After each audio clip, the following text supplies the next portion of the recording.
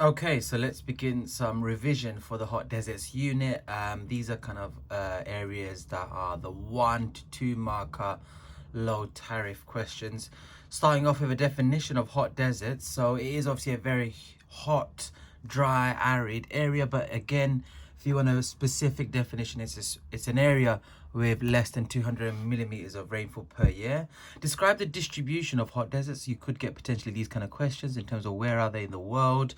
Again, if you look carefully, they're not along the equator, they're just above north and south of the equator, so about 15 to 30 degrees north and south of the equator, with an example being the Sahara in North Africa. You could get a question asking you how come they've got very little rainfall, and that one is more kind of linking back to the global atmospheric circulation. But again, I would mention something along the line here of how along these areas, we've got lots of sinking air, which is obviously high pressure, and it's linked with the Hadley cell. The idea that sinking air will lead to a lack of clouds, and rain in these and high temperatures. In terms of a climate question, could be one of those questions this year. 2 markers. People often would just mention, oh, it's really hot and dry there. But again, be specific. We've got summer daytime temperatures above 40 degrees. At night, because of a lack of cloud cover, the heat escapes. Temperatures below freezing over here. Again, very little rain throughout the year. And again, little 1 marker, 2 marker on desert soils. They could ask you again, mention something about its actual texture. So it's very thin and sandy. Okay, in terms of color, it's gray, and often some white residues left behind in terms of white powder because of high rates of evaporation, leaving salts behind. Okay, so looking at the camel as an animal that has adapted to the hot desert, we look at certain features such as its long eyelashes. Now, when mentioning its long eyelashes, preventing kind of almost sand entering, link it to the physical conditions in the hot desert. So you would mention something along the line how deserts are often areas where there is, strong sunshine for long hours of the day, and it's got, often strong winds that can lead to sandstorms. So you must link it back to the physical conditions, characteristics of a desert. Its hump that stores fat that can be broken down into energy and fluids to help it survive throughout, the long hours of sunshine. And also, because there's very limited vegetation in the desert, that's also important as a source of kind of almost food and energy. Large flat feet, as it's quite an animal that weighs quite heavily, you'd want to mention that how it allows it to spread its weight to prevent it from sinking into the loose sand. Obviously, the surface of the sand can be quite loose. There's little vegetation to bind the soil in desert areas. So again, there are other animals that you might have looked at, such as the sidewinder or any other animals within this area. Okay, so looking at a plant that has adapted in the hot desert, we've got the cactus, we've got the Sajaru cactus, specifically the one some of you may have looked at. In terms of what features does it have, it's got these thick, fleshy stems. Now, how does that help? Well, actually, these things are able to store water in these such dry conditions with very little rainfall. It's also got this really waxy surface. Now, the waxy surface can almost reflect sunlight, preventing damage to the actual plant. We've also got its actual spikes instead of leaves. It doesn't have any leaves. It's got all these spikes. Now, these spikes will do what? Well, firstly, the plant doesn't lose much water through spikes, okay, through transpiration. So it reduces water loss. The spike's actually much better for it. And also it helps keep predators away. And we've got lastly the long tap roots. Okay, the long tap roots help, reach groundwater. Again, there's very, very limited rainfall within these areas.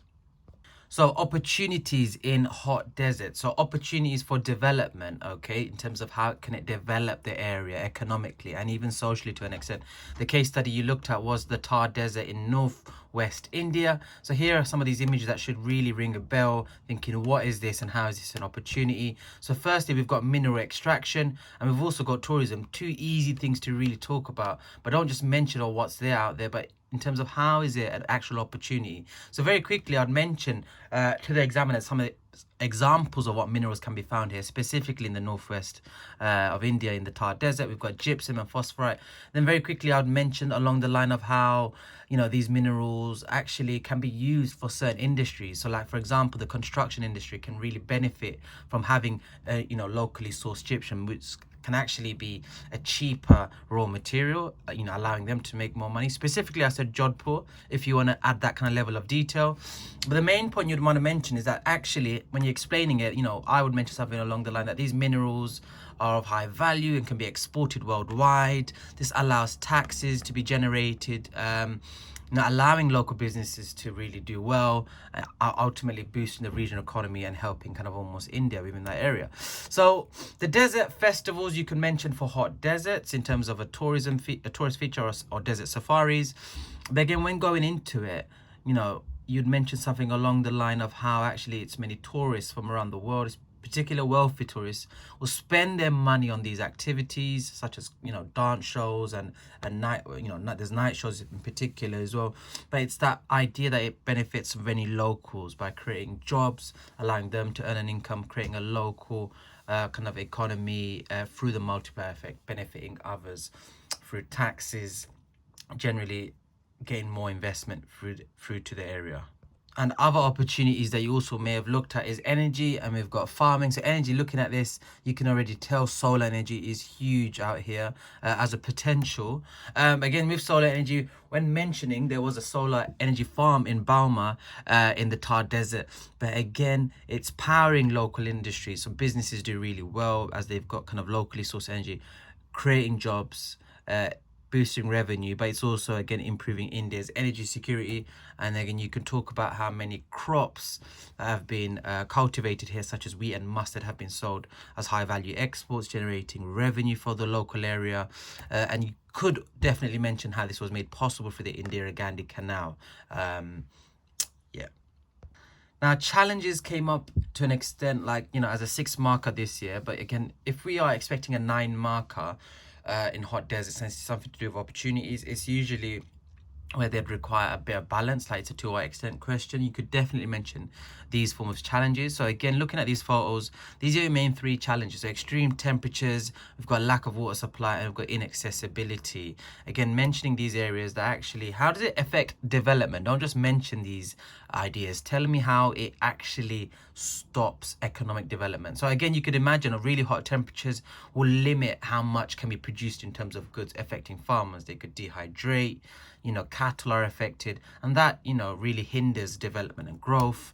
Again, water supply will definitely affect farmers. It will affect people generally, again, and that would, you know, definitely businesses will not want to set up within the area. And then farming takes a huge loss, and obviously inaccessibility, you could link it to other areas, not just tourism but farming, how, you know, obviously heat melts tarmac roads, and you could definitely talk about how the kind of, like, let's say the transport of goods will be very slow if there's very limited roads within the area.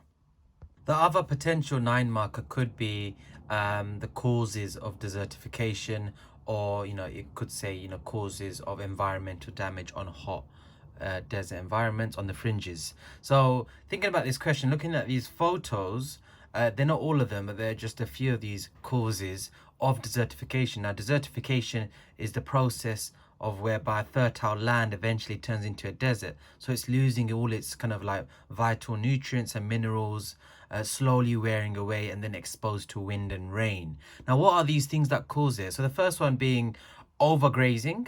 I'll go through each one. We've got overcultivation, and we've also got, you know, climate change. Now, the causes you looked at were mainly human. You could argue also that climate change being coming from a more of a natural angle.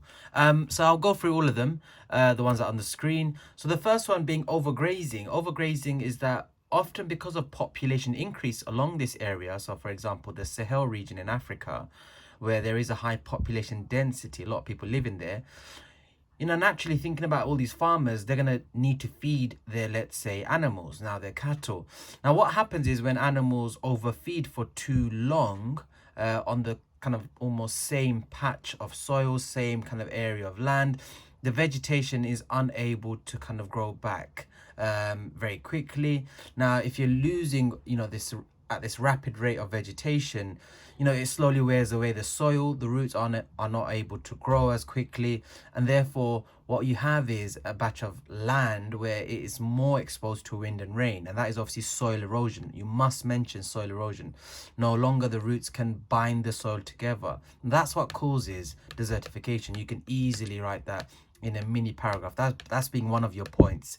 You then go into saying also, because of many people living along this area, you've got lots of people over here who are constantly cultivating the land for their own need, for let's say crops and let's say crops, food. It could be farming as well if they are using it for economic reasons. So again, population has led to an increase in food demand.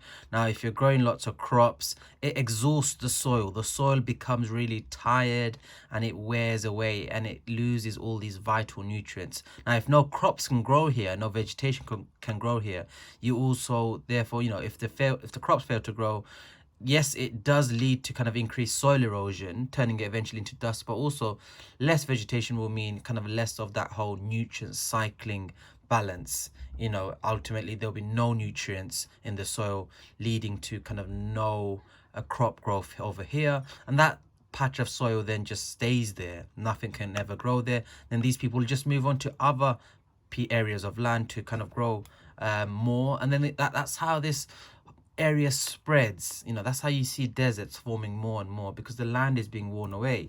Now, lastly, we've got climate change. We're just going to say from a natural angle that actually generally we've seen a global temperatures increase. Naturally, that can happen. There can be years that's higher and lower, and that will generally lead to more increased temperatures and obviously lead to more droughts, therefore lack of rainfall. Plants will fail to grow, and again linking back to that key idea of roots being unable to bind the soil together. There are other reasons, like you know higher rates of salinization, leading to more porous soils in the deserts, and the removal of fuel wood. Like, people need energy, they will use they'll break trees, branches for their own need, but that, you know, destroys vegetation, leading to increased desertification. You may be asked about a different question around desertification, but strategies that manage desertification or tackle desertification. So you might have looked at this, but we looked at the Great Green Wall in Africa. So, you know, hundreds and thousands of trees being planted along this region over here to prevent the spreading of the desert, okay? Because many people live along this area, and it's important that it doesn't turn into a desert, because it could, you know, be a huge problem for the people that live along this area in the world. So what did they do? The Great Green Wall is just literally across 11 countries from, let's say, west to east. They planted thousands of trees. I think about 10,000 trees. Actually, what am I saying? Not even 10,000. Millions, I think. I should know this. About 10 million trees. Actually, I should really research it. You Google it very quickly. But anyways, you get the idea. Actually, what does it do? The trees will act as a barrier, slowing down the wind processes. You want these trees to stop spreading, let's say, all that sand further across, slowing down that soil erosion rate. But naturally, you'll mention how actually the roots will bind the soil together, preventing, let's say, further spreading of the desert. You could easily argue that the trees can act as shade for other growing, let's say, vegetation and plants, but also in a sustainable sense, the trees will be useful for what other animals to graze on, but also, let's say, people, civilians can use these trees for various other reasons, such as, let's say, for crops, plants, and let's say, what's it called, like just generally for farming.